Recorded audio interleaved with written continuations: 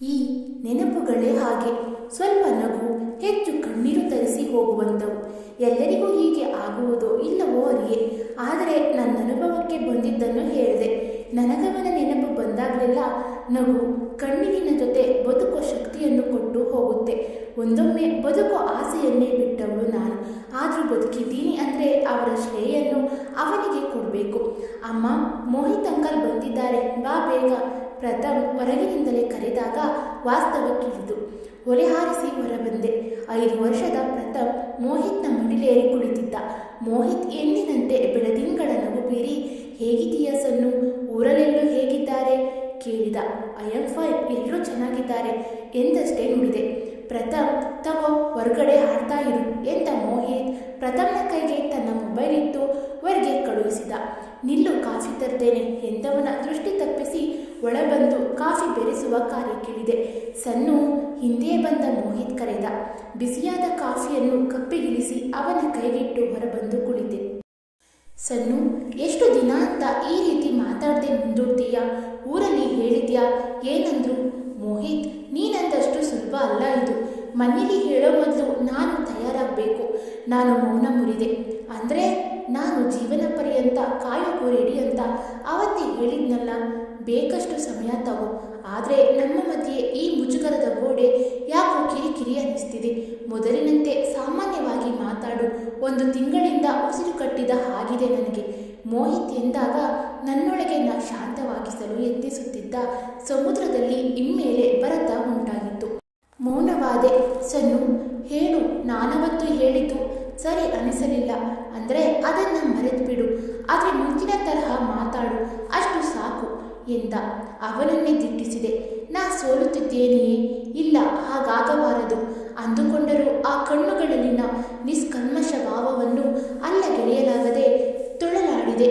ಕೆಲ ಕ್ಷಣ ಇವನುತ್ತರ ಕೇಳದೆ ಹೋಗುವವನಲ್ಲ ಎಂದು ಅನಿಸಿ, ಮೋಹಿತ್, ನನಗೆ ಸುಳ್ಳು ಹೇಳಲು ಇಷ್ಟ ಇಲ್ಲ ಎಂದು ಮೇಜಿನ ಮೇಲಿದ್ದ ಫೋಟೋದ ಮೇಲೆ ಅರೆಕ್ಷಣ ಕಣ್ಣು ಹಾಯಿಸಿದ್ದು ಮೋಹಿತ್ ಗಮನಿಸಿದನೇನೋ. ಸನ್ನು, ನನಗೂ ಗೊತ್ತು ನಿನಗಿದಷ್ಟು ಸುಲಭ ಅಲ್ಲ, ಇನ್ನು ಮುಂದೆ ಕೇಳಲ್ಲ ಎಂದವನೇ ಎದ್ದು ಹೊರಟ. ಬಹುಶಃ ಕೋಪ ಬಂದಿರಬೇಕು. ನಾನು ಅವನ ಹಿಂದೆ ಹೋಗೋದು ಬಿಟ್ಟು ಮರಗಟ್ಟಿದಂತೆ ಏಕೆ ಕುಳಿತೆ? ಅಮ್ಮ, ಮೋಹಿತ್ ಅಂಕಲ್ ಇಷ್ಟು ಬೇಗ ಹೋದರೂ ನನಗಿನ್ನೂ ಮೊಬೈಲಲ್ಲಿ ಆಡೋಕ್ಕಿತ್ತು ಎಂದು ಒಳಬಂದ ಪ್ರಥಮ್, ಇವತ್ತಿಗೆ ಮೊಬೈಲ್ ಸಾಕು, ಇನ್ನು ಹೋಮ್ವರ್ಕ್ ಇನ್ನೂ ಆಗಿಲ್ಲ, ಬಾ ಬೇಗ ಎಂದು ಅವನೊಂದಿಗೆ ಕೋಣೆ ಸೇರಿದೆ. ಅಮ್ಮ, ಕ್ಲಾಸಲ್ಲಿ ಎಲ್ರಿಗೂ ಅಪ್ಪ ಇದ್ದಾರೆ, ಆದರೆ ನನಗೆ ಯಾಕಿಲ್ಲ? ಬರೆಯುವ ಮಧ್ಯೆ ತಲೆ ಎತ್ತಿ ಕೇಳಿದ ಪ್ರಥಮನ ಪ್ರಶ್ನೆಗೆ ನಾನು ವಿಚಲಿತಳಾಗಲಿಲ್ಲ. ಇದಕ್ಕೂ ಮುಂಚೆ ಅನೇಕ ಬಾರಿ ಉತ್ತರ ಕೊಟ್ಟಿದ್ದೆ. ಇಂದು ಇದ್ದಾರೆ, ಕಾಣಲ್ಲ. ಮತ್ತೆ ಅಜ್ಜಿ ಅಪ್ಪ ದೇವರ ಜೊತೆ ಇದ್ದಾರೆ ಅಂದ್ರು. ಅದು ನಿಜ. ಅಲ್ಲಿಂದ ನಾವು ಕಾಣ್ತೇವೆ ಅವರಿಗೆ. ನೀನು ಮಾಡೋದೆಲ್ಲ ಕಾಣುತ್ತೆ. ಅದಕ್ಕೆ ಗುಡ್ ಬೈ ಥರ ಬೇಗ ಬರೆದು ಮಲಗು ಎಂದು ಹೇಳಿದಾಗ ಮತ್ತೆ ಬರೆಯುವುದರಲ್ಲಿ ಮಗ್ನನಾದ. ಇಂದು ರಾತ್ರಿ ಮಲಗಲು ಬಂದವಳಿಗೇಕೋ ನೆನಪು ತುಸು ಹೆಚ್ಚೆ ಕಾಡಿತು. ಪ್ರಥಮ್ ಗಾಢ ನಿದ್ರೆಯಲ್ಲಿದ್ದ. ಪಕ್ಕದ ಡ್ರಾಯರ್ ಒಳಗಿದ್ದ ಡೈರಿ ತೆರೆದೆ. 10ನೇ ಪುಟದಲ್ಲಿ ಪತ್ರದೊಕ್ಕಣೆ.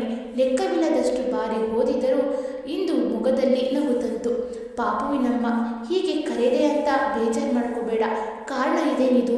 ನಾನು ಮೊದಲೇ ನಿಶ್ಚಯಿಸಿದಂತೆ ನಮ್ಮ ಪಾಪು ಹುಡುಗ ಆದರೆ ಪ್ರಥಮ್ ಅಂತ, ಹುಡುಗಿಯಾದರೆ ಪ್ರಾಂಜಲಿ ಅಂತ ಹೆಸರಿಡಬೇಕು. ನೆನಪಿದೆ ತಾನೇ? ಹಾಗೆ ನಾಮಕರಣ ನಮ್ಮೂರಲ್ಲೇ ಮಾಡಿಸು. ಪಾಪುವಿನ ಎಲ್ಲ ವಿಶೇಷ ದಿನಗಳನ್ನು ರೆಕಾರ್ಡ್ ಮಾಡಿಡು. ದೊಡ್ಡವರಾದಾಗ ಅದನ್ನು ನೋಡೋ ಖುಷಿನೇ ಬೇರೆ. ಓದು, ಹವ್ಯಾಸದ ಕ್ಲಾಸ್ಗಳು ಮಧ್ಯೆ ಪಾಪುಗೆ ಇಷ್ಟ ಇರೋದೇ ಇರಲಿ. ಆದರೆ ಎಡವಿದರೆ ಕೈ ಹಿಡಿಯೋದನ್ನು ಮರಿಬೇಡ. ನಾವಿಬ್ಬರೂ ಇದ್ದ ಹಾಗೆ ಪಾಪು ಜೀವನದಲ್ಲೂ ಒಳ್ಳೆಯ ಫ್ರೆಂಡ್ ಬಂದರೆ ನೀನು ಹುಡುಗ ಹುಡುಗಿ ಅಂತ ರಗಳೆ ತೆಗಿಬೇಡ. ಆದರೆ ಜನ ಹೇಗೆ ಅಂತ ತಿಳ್ಕೊ. ತೀರಾ ಬಿಗಿ ಹಿಡಿಯೋದು, ಹಿಂದೇನೂ ಇರೋದು ಮಾಡಬೇಡ.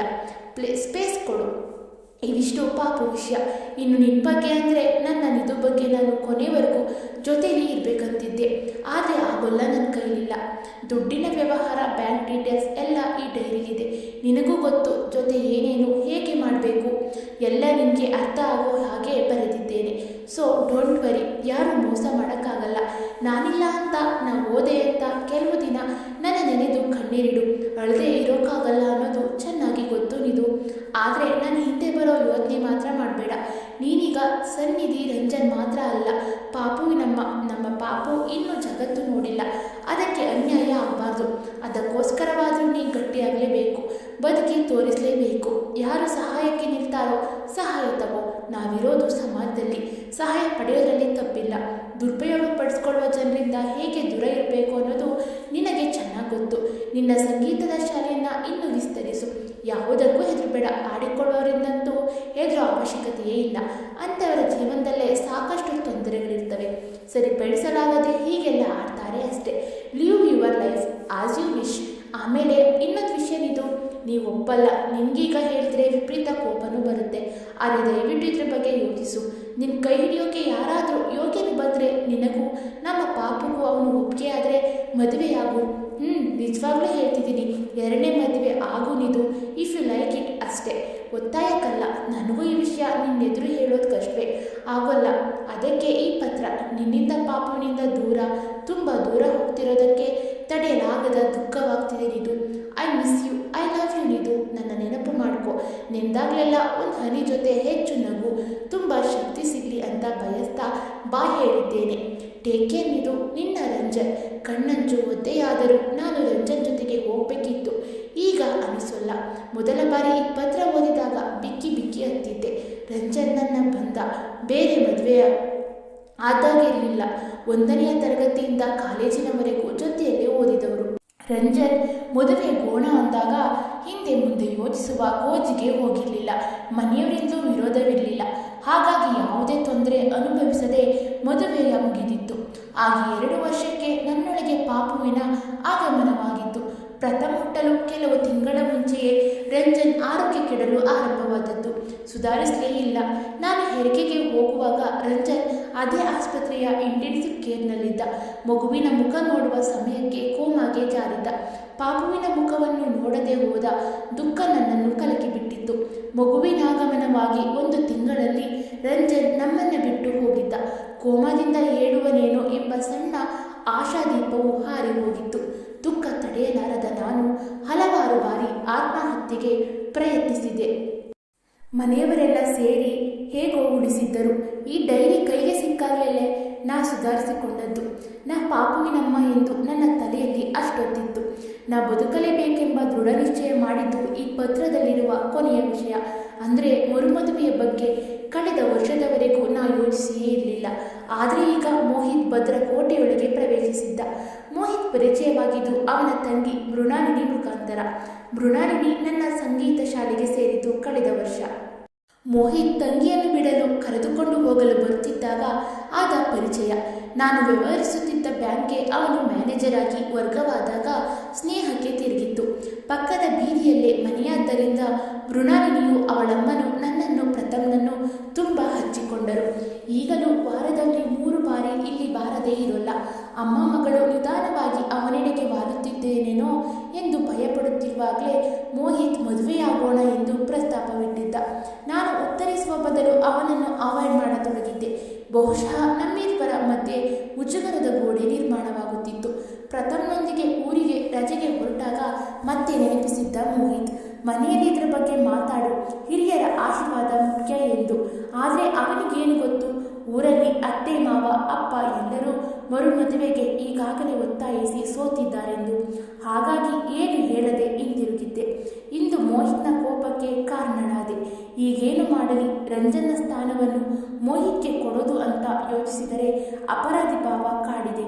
ಮದುವೆ ಬೇಡ ಎಂದರೆ ನನಗೆ ನಾ ಸುಳ್ಳು ಹೇಳಿದಂತೆ, ಜೊತೆಗೆ ಮೋಹಿತ್ನ ನಿಷ್ಕಲ್ಮಶ ಪ್ರೀತಿಗೆ ಅಪಮಾನ ಮಾಡಿದಂತೆ.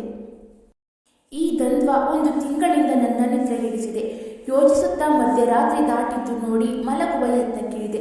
ಸನ್ನಿಧಿ ಮನೆಗಿದೆಯಾ? ಬೇಗ ಬಾ ಕರೆಯುತ್ತಾ ಒಳಬಂದಳು ಮೃಣಾಲಿನಿ. ಒಳಗೆ ಬಟ್ಟೆ ಮಡಿಸುತ್ತಿದ್ದವಳು ಹೊರನಡೆದೆ. ಇಲ್ಲೇ ಇದ್ದೇನೆ, ಬಾ ಕೂತ್ಕೋ, ಕಾಫಿ ಮಾಡ್ಲಾ ಎಂದಿನಂತೆ ಕೇಳಿದೆ. ಅದಕ್ಕೆಲ್ಲ ಟೈಮಿಲ್ಲ, ನಡಿಗೆ. ಜೊತೆಗೆ ಅಣ್ಣ ಹಾಸ್ಪಿಟಲ್ಗೆ ಅಡ್ಮಿಟ್ ಆಗಿದ್ದಾನೆ. ಒಮ್ಮೆಲೇ ಮೈ ನಡುಗಿತು ನನಗೆ. ಮೋಹಿತ್ಗೆ ಏನಾಯಿತು? ಯೋಚಿಸಿದವಳೆ. ಏನಾಯಿತು ಮೋಹಿತ್ಗೆ? ಈಸ್ ಈ ಆಲ್ ರೈಟ್ ಎಂದು ಕೇಳಿದೆ ಆತಂಕದಿಂದ. ಬಾ ಹೋಗೋಣ ಬೇಗ, ಆವಸರಿಸಿದಳು. ಒಳಗೋಡಿ ಸಿಲ್ವರ್ನ ದುಪ್ಪಟ್ಟ ಹೊದ್ದು ಪರ್ಸ್ ಎತ್ತಿಕೊಂಡು ಮನೆ ಲಾಕ್ ಮಾಡಿ ಮೃಣಾಲಿಯೊಂದಿಗೆ ಹೊರಟೆ. ಅಣ್ಣ ಡ್ರೈವ್ ಮಾಡಿಕೊಂಡು ಹೋಗ್ತಿದ್ದಾಗ ಲಾರಿಯೊಂದು ರಾಂಗ್ ಸೈಡ್ನಿಂದ ಬಂದು ಕಾರಿಗೆ ಅಪ್ಪಳಿಸಿತು. ಸಂಕ್ಷಿಪ್ತವಾಗಿ ವಿವರಿಸಿದಳು ಮೃಣಾಲಿನಿ. ಅಳುತ್ತಲೇ ಆಟೋ ಹಿಡಿದು ಆಸ್ಪತ್ರೆ ತಲುಪಿದಾಗ ಮೋಹಿತ್ ತಮ್ಮ ಗಾಬರಿಯಿಂದ ಅತ್ತಿತ್ತ ತಿರುಗುತ್ತಿದ್ದರು. ಮೋಹಿತ್ ಇಂಟೆನ್ಸಿವ್ ಕೇರ್ನಲ್ಲಿ ಮಲಗಿದ್ದ. ಬೇಡವೆಂದರೂ 5 ವರ್ಷಗಳ ಹಿಂದಿನ ದೃಶ್ಯ ಕಣ್ಮುಂದೆ ಸುಳಿದು ಹೋಯಿತು. ದೇವರೇ, ಇದೇನಿದು? ಮತ್ತೆ ಅದೇ ತಿರುವಿಗೆ ತಂದಿಟ್ಟೆ ನನ್ನನ್ನು. ಆಗ ರಂಜನ್, ಈಗ ಮೋಹಿತ್. ದೇವರೇ, ದಯವಿಟ್ಟು ಹಾಗಾಗದಿರಲಿ, ಮನದಲ್ಲೇ ಬೇಡಿಕೊಂಡೆ. ಮಧ್ಯಾಹ್ನದವರೆಗೂ ಅಲ್ಲೇ ಇದ್ದು ಪ್ರಥಮನ ಶಾಲೆ ಮುಗಿಯುವ ಸಮಯಕ್ಕೆ ಹಿಂತಿರುಗಿದರೂ ಮನವೆಲ್ಲ ಅಲ್ಲೇ ಇತ್ತು. 2 ದಿನದ ನಂತರ ಮೋಹಿತ್ಗೆ ಪ್ರಜ್ಞೆ ಬಂದಿತ್ತು. ಆ 2 ದಿನ ರಾತ್ರಿ ಹೇಗೆ ಕಳೆದೆ ನನಗೆ ತಿಳಿಯದು. ಅವನು ಹಿಂತಿರುಗದನೆ ಎನ್ನುವುದೇ ಸಮಾಧಾನವಾಗಿತ್ತು.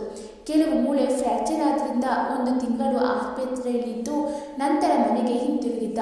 ನಾನು ಪ್ರಥಮ್ ಹಲವು ಬಾರಿ ನೋಡಲು ಹೋಗಿದ್ದೆವು. ನಾವು ಹೋದಾಗಲೆಲ್ಲ ಆಂಟಿ ಮೃಣಾಲಿನಿ ನನ್ನನ್ನು ಎಂದಿನಂತೆ ಮಾತಾಡಿಸ್ತಿದ್ರು. ಮೋಹಿತ್ ಕೂಡ ಪ್ರಥಮ್ನೊಂದಿಗೆ ಸಲಿಗೆ ತೋರುತ್ತಿದ್ದ. ಆದರೆ ನನ್ನೊಂದಿಗೆ ಶುಷ್ಕ ವರ್ತನೆ. ನನ್ನ ಮನ ಕದಡಿತ್ತು. ಮೋಹಿತ್ ಮತ್ತೆ ಬ್ಯಾಂಕ್ಗೆ ಹಿಂದಿರುಗಿ 2 ತಿಂಗಳು ಕಳೆದಿತ್ತು. ಮನೆಗೆ ಬರುತ್ತಿದ್ದನಾದರೂ ಮೊದಲಿನ ಮೋಹಿತ್ ಆಗಿರಲಿಲ್ಲ. ಮಾತಾಡ್ತಿದ್ದನಾದರೂ ಮೊದಲಿನ ಆತ್ಮೀಯತೆ ಇಲ್ಲ. ಇಂದು ಎಂದಿನಂತೆ ಸಂಜೆ ಹೊತ್ತಿಗೆ ಕರೆಗಂಟೆ ಕೇಳಿಸಿದಾಗ ಇಂದು ಮೋಹಿತ್ನೊಂದಿಗೆ ಮಾತಾಡಲೇಬೇಕು. ಈ ಮೌನ ಇನ್ನು ಸಹಿಸಲಾರೆ. ನಿಶ್ಚಯಿಸಿ ಬಾಗಿಲು ತೆರೆದೆ. ಒಳಬಂದ ಮೋಹಿತ್ ಪ್ರಥಮ್ನೊಂದಿಗೆ ಆಡಲು ಕುಳಿತ. ಮೋಹಿತ್, ಮಾತಾಡಬೇಕಿತ್ತು ಎಂದೆ. ತನ್ನ ಮೊಬೈಲನ್ನು ಪ್ರಥಮ್ ಕೈಗಿತ್ತು. ಆಡು ಅಂತ ಕಳಿಸಿದ ಮೋಹಿತ್. ನನಗೂ ಹೇಳೋದಿತ್ತು. ನಾನು ಟ್ರಾನ್ಸ್ಫರ್ ತಗೋತಾ ಇದ್ದೀನಿ ಶಿವಮೊಗ್ಗಕ್ಕೆ. ಮನೆಯಲ್ಲಿ ಇನ್ನೂ ಹೇಳಿಲ್ಲ. ಅವನೆಂದಾಗ ನನಗೆ ನಿರಾಸೆ ಆಯಿತೋ ಬೇಸರವಾಯಿತೋ ಗೊತ್ತಿಲ್ಲ. ಮನದಲ್ಲಿ ಏನೋ ಖಾಲಿಯಾದಂತೆ ಅನಿಸ್ತು. ನಾ ಹೇಳ ಹೊರಟಿದ್ದು ಇಂದು ಹೇಳದಿದ್ದರೆ ಮತ್ತೆಂದು ಹೇಳಲಾಗದು. ಧೈರ್ಯವೆಲ್ಲ ಒಗ್ಗೂಡಿಸಿ ಅವನೆದುರು ನಿಂತೆ. ಮೋಹಿತ್, ನೀನಂದು ಹೇಳಿದ್ದು ಎಂದೆ. ಇಟ್ಸ್ ಓಕೆ ಸನ್ನಿಧಿ, ನಾನು ಒತ್ತಾಯ ಮಾಡಲ್ಲ. ಅದಕ್ಕೆ ಹೋಗ್ತಾ ಇದ್ದೀನಿ. ನಮ್ಮ ಗೆಳೆತನ ಹೀಗೆ ಇರುತ್ತೆ. ಸ್ವಲ್ಪ ಚೇಂಜ್ ನನಗೂ ಬೇಕು. ಇಲ್ಲ ಮೋಹಿತ್, ನನಗೆ ನಿನ್ನ ಮದುವೆ ಆಗಲು ಒಪ್ಪಿಗೆ ಇದೆ ಎಂದವನ ಉತ್ತರಕ್ಕಾಗಿ ಕಾದೆ. ಅದೇ ಪ್ರಶಾಂತ ನಗು ಮತ್ತೆ ಅವನ ಮುಖದಲ್ಲಿ ಮೂಡಿತು. ನಾನು ಹೋಗೋದು ಅಂದ ತಕ್ಷಣ ಸತ್ಯ ಹೊರಬಂತು. ಆ ದಿನ ಆಸ್ಪತ್ರೆಯಲ್ಲಿ ನೀ ಹೇಳಿದ್ದು ನಾ ಕೇಳಿಸಿಕೊಂಡಿದ್ದೆ. ನಿನ್ನೆಯ ಬಾಯಿಂದಲೇ ಬರಲಿ ಅಂತ ಇಷ್ಟು ದಿನ ಸುಮ್ಮನಿದ್ದೆ. ಆದರೆ ನೀ ಹೇಳಲೇ ಇಲ್ಲ. ಅವನೆಂದಾಗ ಅಚ್ಚರಿಯಾಯಿತು. ನೀನವನ ಜಾಗ ತಗೊಳ್ಳುವುದು ಸರಿಯಲ್ಲವೆಂದೆ. ಇಷ್ಟು ದಿನ ನನ್ನಲ್ಲೇ ದ್ವಂದ್ವ ನಡೆದಿತ್ತು. ಆದರೆ ನೀ ಈ ರೀತಿ ಮಲಗಿದ್ದು ನೋಡೋಕ್ಕಾಗ್ತಿಲ್ಲ. ದಯವಿಟ್ಟು ಮೋಹಿತ್, ರಂಜನ್ ಥರ ನೀನು ನನ್ನನ್ನು ಬಿಟ್ಟು ಹೋಗಬೇಡ. ನಾನಂದು ಹಾಸ್ಪಿಟಲಲ್ಲಿ ಹೇಳಿದ್ದು ನೆನಪಾಯಿತು. ನಗು ಬೀರಿದ ಮೋಹಿತ್. ಆಗ ನನಗೆ ಪ್ರಜ್ಞೆ ಬಂದಿತ್ತು. ನಾನು ರಂಜನ್ ಜಾಗ ತಗೋತಿದ್ದೇನೆ ಅಂತ ನಿನಗೆ ಯಾಕೆ ಅನ್ನಿಸ್ತು? ನಾನಿನ್ನ ಪ್ರಥಮರ ಜೀವನದ ಒಂದು ಅಂಗ ಆಗಬೇಕು ಅಂದ್ಕೊಂಡೇನೆ ಹೊರತು ಬೇರೆಯವರ ಜಾಗ ತಗೊಳ್ಳೋಕ್ಕಲ್ಲ. ಸಾರಿ. ಮೋಹಿತ್ ಕೇಳುವವರೆಗೂ ನೋಡುವವರೆಗೂ ರಂಜನ್ ನನ್ನ ಬಾಳಿನ ಹಳೆಯ ಕತೆ ಆಗಿರಬಹುದು.